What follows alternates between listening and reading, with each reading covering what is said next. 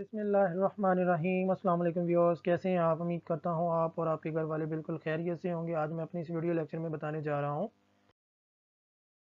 Core marketing concept क्या है, need want and demand में डिफरेंस क्या है, इसको एलेबोरेट करूँगा। प्रोडक्ट और सर्विसेज में क्या डिफरेंस होता है, इसको भी मैं एलेबोरेट करूँगा। वैल्यू, सेटिस्फेक्शन और क्वालिटी क्या होती है, एक्सचेंज, ट्रांजैक्शन एंड रिलेशनशिप क्या होता है, और एंड पे मैं आपको मार्केट का कंसेप्ट बताऊँगा कि मार्केट किसे कहते हैं।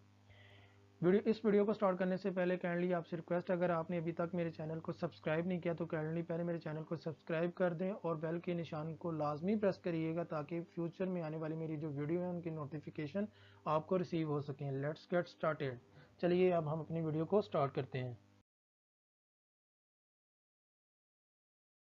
What is core marketing concept? Core marketing concept क्या है? It is a social and managerial process by which individuals or firms obtain what they need or want through creating, offering, exchanging products of value with each others.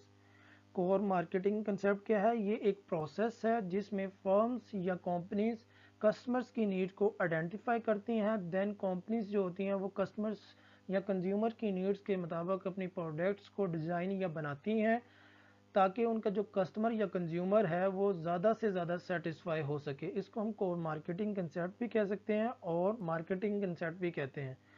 इसमें core marketing concept में 5 steps आते हैं। पहला step क्या है? Need, want and demand. Second है product and services. तीसरा है value and satisfaction. Fourth exchange, transaction and relationship. और लास्ट वाला है जी, लास्ट स्टेप है मार्केट। हम इन स्टेप्स को वन बाय वन डिस्कस करेंगे। सबसे पहले हम नीड की डेफिनेशन को देख लेते हैं। Need is the state of felt deprivation. Need क्या है? फेल्ट डेप्रीवेशन है। फेल्ट डेप्रीवेशन से क्या मुराद है? किसी भी इंसान को किसी चीज़ की ज़रूरत या कमी महसूस होना, इसको हम नीड कहते हैं। जैसे एक इंसान को भूख लगती है, ये कमी उसके अंदर पैदा हुई है, इस चीज़ की ज़रूरत उसको फील हुई है कि वो खाना खाए। या एक इंसान को अगर प्यास लगती है, प्यास जो है वो उसकी नीड है। किसी भी चीज़ की ज़रूरत महसूस होना नीड कहलाती है। और नीड मुख्तलिफ़ किस्म की हो सकती है। एक इंसान की साइकोलॉजिकल नीड भी हो सकती है, सेफ्टी नीड भी हो सकती है, सेल्फ एक्चुअलाइजेशन भी हो सकती है। डिफरेंट किस्म की नीड्स होती है, लेकिन इन टाइप्स के मतलब मैं अपने कमिंग लेक्चर में बताऊंगा कि नीड्स कितनी किस्म की होती हैं। यहाँ हम सिर्फ जस्ट नीड के कंसेप्ट को अच्छी तरह अंडरस्टैंड कर लेते हैं। नीड क्या है? नीड किसी भी चीज़ की कमी महसूस होना या ज़रूरत महसूस होना, उसको हम नीड कहते हैं। वांट क्या है? Want is the form that a human need takes as shaped by culture and individual personality. Want क्या होता है? जब एक इंसान अपनी नीड को सेटिस्फाई करने के लिए जो भी ऑब्जेक्ट सेलेक्ट करता है वो अपनी सोसाइटी के कल्चर के मुताबिक या अपनी पर्सनैलिटी, इंडिविजुअल पर्सनैलिटी के मुताबिक वो ऑब्जेक्ट को सिलेक्ट करता है। जैसे कि एक अमेरिकन सिटीज़न है, अमेरिका में ट्रेंड है कि वो अपने, अगर उनको भूख लगती है, ज़्यादातर वो फास्ट फूड को प्रेफर करते हैं। अगर अमेरिकन सिटीज़न है तो वो या तो वो फ्रेंच फ्राइज़ को प्रेफर करेगा खाना, या वो बर्गर या पिज़्ज़ा वगैरह। लेकिन अगर इंडियन या पाकिस्तानी सिटीज़न है वो रोटी या चपाती को प्रेफर करेंगे। अगर बंगाली है तो वो ज़्यादातर राइस को खाना प्रेफर करेंगे अपनी नीड को सेटिस्फाई करने के लिए। यहाँ इससे मुराद, न्यूवांट से मुराद ये है कि कोई भी इंसान अपनी नीड्स को सेटिस्फाई करने के लिए अपने सोसाइटी के कल्चर या अपनी इंडिविजुअल पर्सनैलिटी के मुताबिक ही चीज़ को सिलेक्ट करता है अपनी नीड को सेटिस्फाई करने के लिए। अब हम कंसेप्ट डिमांड का देख लेते हैं। डिमांड क्या है? Demands are human want that are backed by buying power. Demand क्या है? किसी भी इंसान की बाइंग पावर को कहते हैं। फॉर एग्जांपल, अगर एक इंसान कोई चीज़ खरीदना चाहता है, उसके पास अगर पैसे खरीदने की कैपेसिटी ही नहीं है तो वो कैसे वो चीज़ को खरीद लेगा? बाइंग पावर ही डिमांड कहलाती है।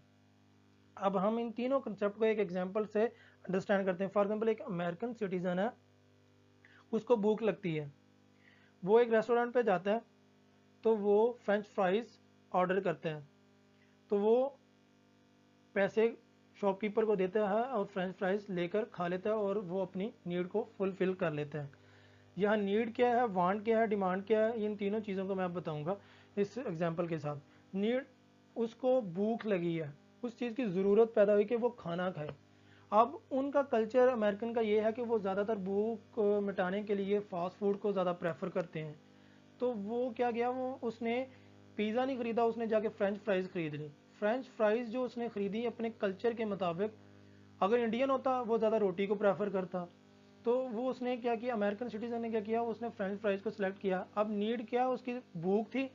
अब वांट क्या होगी, उसने फ्रेंच फ्राइज़ कि वो उसका दिल कह रहा है कि वो फ्रेंच फ्राइज़ को खाए। अब वो उसने जब वो ख़रीद ली तो उसके पास कैपेसिटी थी उसको ख़रीदने की, तो इसको हम डिमांड कहेंगे। बाइंग पावर डिमांड कहलाती है। अब उम्मीद करता हूँ कि आपको ये सारा कंसेप्ट बहुत अच्छी तरह समझ आ चुका होगा। अब हम अपने अगले टॉपिक की तरफ मूव करते हैं। अगला टॉपिक क्या है जी, प्रोडक्ट एंड सर्विसेज। प्रोडक्ट क्या होती है, सर्विसेज क्या होती हैं। A product is anything that can be offered to a market to satisfy need और वांट। प्रोडक्ट क्या होती है, किसी भी कस्टमर या कंज्यूमर की नीड को सेटिस्फाई करने के लिए जो ऑब्जेक्ट सेलेक्ट किया जाता है उसको हम प्रोडक्ट करते हैं।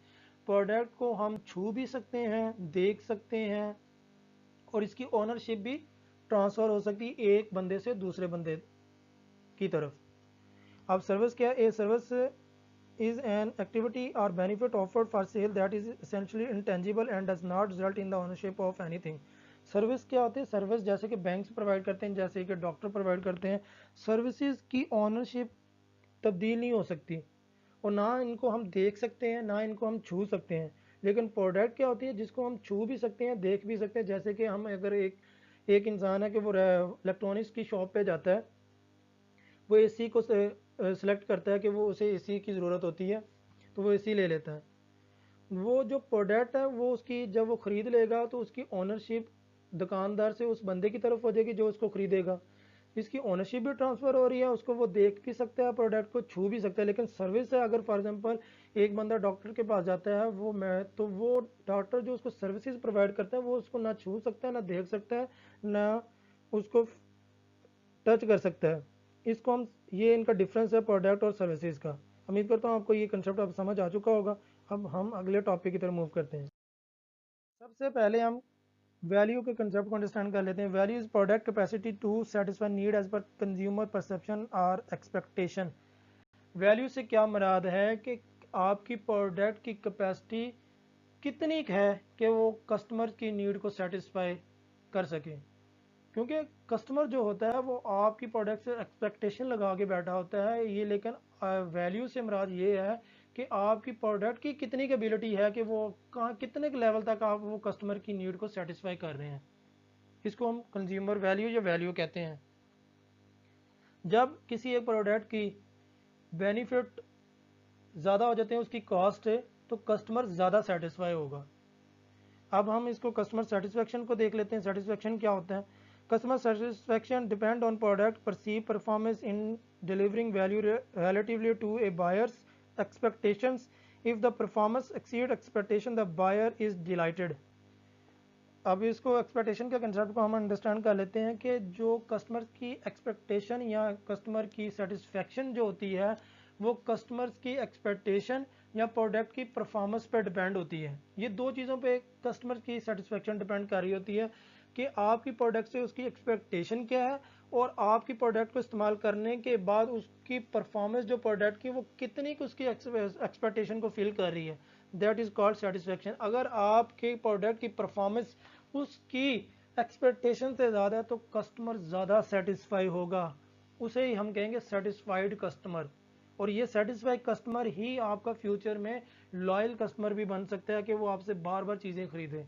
अगर आपकी एक्सपेक्टेशन जो कस्टमर की एक्सपेक्टेशन है आपकी प्रोडक्ट की परफॉर्मेंस से ज़्यादा है, तो आपकी परफॉर्मेंस प्रोडक्ट की कम निकली है, तो वो आपका कस्टमर सेटिस्फाई नहीं होगा। यानी कि जब परफॉर्मेंस प्रोडक्ट की परफॉर्मेंस कस्टमर की एक्सपेक्टेशन से कम हो जाएगी तो कस्टमर सेटिस्फाई नहीं होगा, वो डिससेटिस्फाई कह सकते हैं हम, क्योंकि वो सेटिस्फाई नहीं हुआ, वो डिससेटिस्फाई होगा, यानी कि डिसलॉयल हो गया है। अब हम क्वालिटी के कंसेप्ट को अंडरस्टैंड कर लेते हैं। Quality can be defined as a freedom from defects. Quality क्या होती है, ऐसी प्रोडक्ट जिसमें डिफेक्ट से वो जो बिल्कुल पाक होती है। डिफेक्ट यानी कि उनमें एरर्स या मिस्टेक्स का चांसेस ही नहीं होते। बहुत से ऑर्गेनाइजेशन में क्वालिटी मैनेजमेंट सिस्टम होते हैं, उनका पर्पज़ ही ये होता है कि वो अपनी प्रोडक्ट को with the passage of time change करते रहें, क्योंकि दुनिया में वक्त वक्त के साथ साथ टेस्ट प्रेफरेंस में चेंजिंग आ रही है। तो क्वालिटी मैनेजमेंट सिस्टम का काम ही ये होता है कि वो अपनी प्रोडक्ट को वक्त के साथ साथ उसमें इम्प्रूवमेंट ला रहे होते हैं। जैसे कि नोकिया है, पहले उसका मॉडल ए था, बी, सी, डी, वो इस तरह डिफरेंट मॉडल बनाते क्यों जा रहे हैं? क्योंकि लोगों के टेस्ट प्रेफरेंस तब्दील होती जा रही हैं, वो इसी वक्त के साथ साथ वो अपनी प्रोडक्ट में इम्प्रूवमेंट ला रहे हैं। इसलिए क्वालिटी मैनेजमेंट सिस्टम होता है, अगर एक प्रोडक्ट की क्वालिटी का अनुसार उसकी कस्टमर की सेटिस्फेक्शन से पता चल सकता है कि अगर आपका कस्टमर आपकी प्रोडक्ट से ज़्यादा सेटिस्फाई, मतलब आपकी प्रोडक्ट की क्वालिटी अच्छी है। वो अगर वो सेटिस्फाई नहीं हो रहा तो मतलब आपकी प्रोडक्ट की क्वालिटी को इम्प्रूवमेंट की ज़रूरत है, कि वो इतनी क्वालिटी वाइज अच्छी नहीं है आपकी प्रोडक्ट। उम्मीद करता हूँ आपको ये तीनों कंसेप्ट अच्छी तरह समझ आ चुके होंगे। अब हम अगले कंसेप्ट की तरफ मूव करें। एक्सचेंज, ट्रांजैक्शन, रिलेशनशिप, ये तीन कंसेप्ट हैं। सबसे पहले हम एक्सचेंज के कंसेप्ट को अंडरस्टैंड कर लेते हैं। Exchange is an act of obtaining a desire object from someone by offering something in return. Exchange क्या होता है? Give something, take something. For example, अगर एक बंदा इलेक्ट्रॉनिक की शॉप पे जाता है, वहाँ वो रेफ्रिजरेटर लेता है, तो वो उसके एवज पैसे देता है। तो वो क्या होता है कि जो कस्टमर ले रहा है वो प्रोडक्ट ले रहा है, रेफ्रिजरेटर ले रहा है या एसी अगर उसने लिया एसी ले रहा है, और इसके अगेंस्ट वो उसको क्या दे रहा है? पैसे दे रहा है। Give something, take something, that is called exchange. अब हम ट्रांजैक्शन के कंसेप्ट को अंडरस्टैंड कर लेते हैं। ट्रांजैक्शन इज ए डील और trade off value between the parties, and transaction is marketing unit of measurement. Transaction क्या है कहता है? ये ट्रेड ऑफ वैल्यूज होती है मुख्तलिफ पार्टीज के दरमियान। कम अज कम दो तो होनी चाहिए, ज़्यादा से ज़्यादा पे कोई पाबंदी नहीं है, कोई इंस्ट्रक्शन नहीं है। तो कहता है ट्रेड ऑफ वैल्यूज है दो पार्टीज के दरमियान। जैसे कि फॉर एग्जांपल, एक बंदा एक इलेक्ट्रॉनिक की दुकान पे जाता है, वो इलेक्ट्रॉनिक्स की दुकान से एसी खरीदता है, वो उसके अगेंस्ट उसको 70,000 रुपया देता है। जो 70,000 रुपया वो दे रहा है वो एक पार्टी के लिए वैल्यूज़ है, और जो प्रोडक्ट वो दूसरा बंदा ले रहा है पैसे देने के बाद, तो वो उसके लिए वैल्यूज़ है। कहता है ये ट्रेड ऑफ वैल्यूज़ है between two parties, that is called transactions. अब हम रिलेशनशिप के कंसेप्ट को अंडरस्टैंड कर लेते हैं। Relationship is the bonding between customer and marketer. Relationship जो है, कहता है एक बॉन्डिंग है कस्टमर और मार्केटर के दरमियान। अगर बहुत सी यानी कि कंपनी है, वो कस्टमर के साथ लॉन्ग टर्म रिलेशनशिप कायम करना चाहते हैं। वो किस तरह लॉन्ग टर्म रिलेशनशिप को कायम कर सकते हैं? जब वो उनकी नीड को आइडेंटिफाई करेंगे, उसकी नीड के मुताबिक वो अपनी प्रोडक्ट को डिज़ाइन करेंगे और उसको सेटिस्फाई अगर करेंगे बेस्ट वे में, तो देन वो अपने उस कंपनी के साथ या उस मार्केटर के साथ वो लॉन्ग टर्म रिलेशनशिप को बिल्ड करना चाहेगा। और जिन कंपनी के रिलेशनशिप अपने कस्टमर के साथ लॉन्ग टर्म होते हैं तो उनकी सेल भी ज़्यादा होती है। अगर सेल ज़्यादा तो उनके प्रॉफिट ज़्यादा होते हैं। तो इसीलिए जो कंपनीज होती हैं वो अपने कस्टमर के साथ रिलेशनशिप बिल्ड करना लाइक करते हैं। उम्मीद करता हूँ आपको ये तीनों कंसेप्ट भी अंडरस्टैंड हो गए होंगे। अब हम आगे मूव करते हैं। What is a market? अब हम मार्केट के कंसेप्ट को देख लेते हैं। Market is a place where buyer and seller can meet to facilitate the exchange और transactions of good and services. Market क्या है? मार्केट एक जगह है जहां बायर और सेलर आते हैं चीज़ों की खरीदो फरोख्त के लिए। बायर चीज़ खरीदने के गर्ज से आता है, सेलर बेचने के गर्ज से। तो वो यही कह रहा है कि जब मार्केट क्या है? मार्केट एक जगह है जहां बायर और सेलर्स चीज़ों की खरीदो फरोख्त करते हैं। उम्मीद करता हूँ आपको ये मेरे सारे कंसेप्ट अंडरस्टैंड हो गए होंगे, आपने इसको बहुत अच्छी तरह समझ लिया होगा।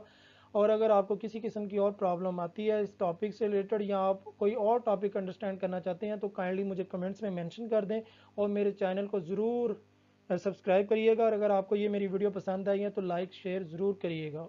ओके, अल्लाह हाफिज़।